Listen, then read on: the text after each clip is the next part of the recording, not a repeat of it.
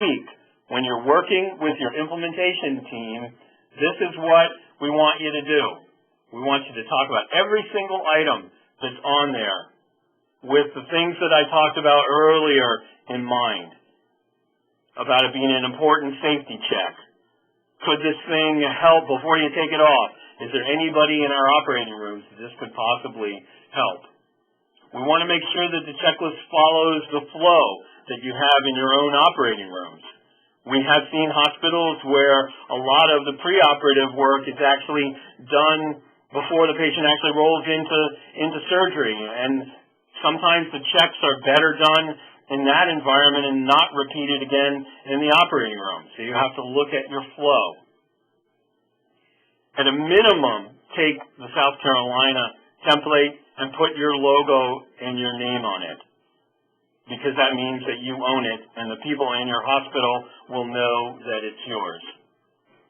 And then, once you modify it in your implementation team, after you've talked about all the things that are on it, this is the way we want to tweak it, we want you to test it. But we don't want you to test it over a patient. That's not the place to do the first test. The place to do the first test is what I call a tabletop simulation. And here you can see a slide that kind of lays out what that might look like in a conference room where you can take your friendly administrator, minus their BlackBerry, and pretend that they're the patient and stand around them and actually run through the checklist. That's the simulation piece. And you'll find, as you read through the checklist in a group of 4 or 5 people, that there are parts of it that you don't think will work. This is the place to work out the very first bugs. You can do it in an operating room. Don't do it over a patient. There's an empty OR where you want to do it. That's absolutely fine. If you want it to be a little more realistic, this will work, though, in a conference room with a conference room table or just sitting around the table. After you're done with the tabletop simulation, we want you to debrief. How did it go? How did you feel? Is there something in your checklist that isn't going to work in your operating rooms? And then tweak them and try it again.